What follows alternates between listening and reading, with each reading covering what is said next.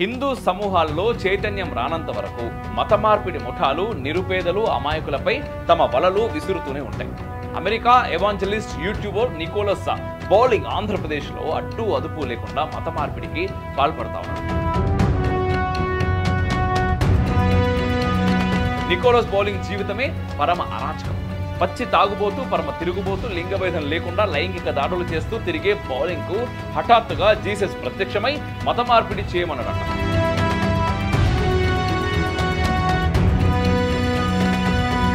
అందుకే అమెరికా వదిలేసి ఆంధ్రప్రదేశ్ లో తిరుగుతూ హిందువులను మత మార్పిడి చేసేందుకు కుటిల ప్రయత్నాలు చేస్తున్నాడు.